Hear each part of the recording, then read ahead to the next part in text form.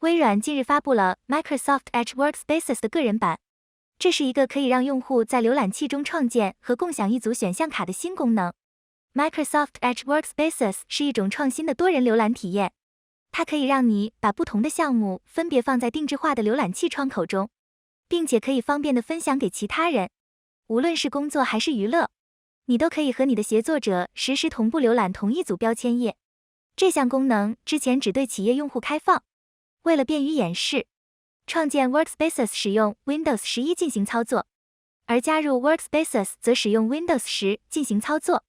看到这儿，是不是先给小妹儿来个一键三连呢？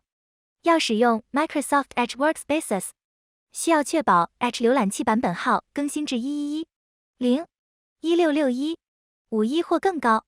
按照视频操作查看版本号。使用 Microsoft Edge 浏览器访问 Workspaces 官方链接，点击开始按钮，在跳出的选项卡中点击新建按钮，在弹出的新建界面中输入一个名称。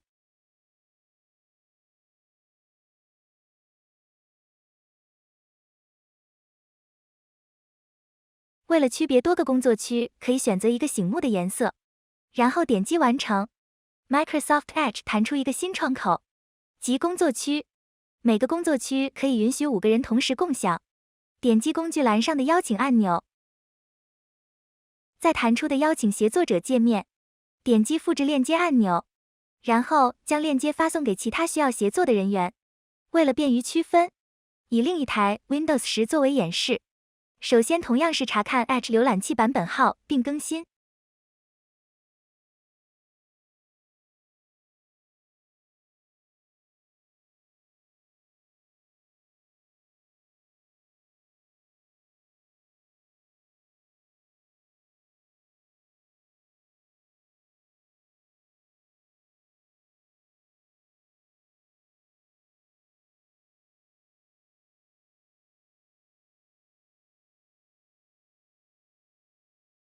更新完成后，在新标签中打开收到的链接，页面加载后提示登录微软账号。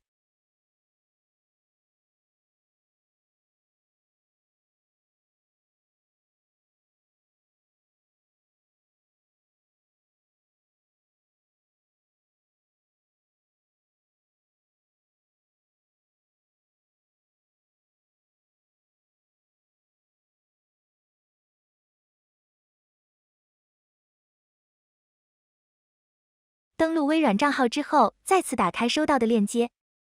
页面加载成功之后，自动进入之前的工作区。在工作区的工具栏上，每个用户都可以看到所有参与者正在浏览的选项卡，非常便于任何需要协作的场景。新建一个标签，然后回到 Windows 11。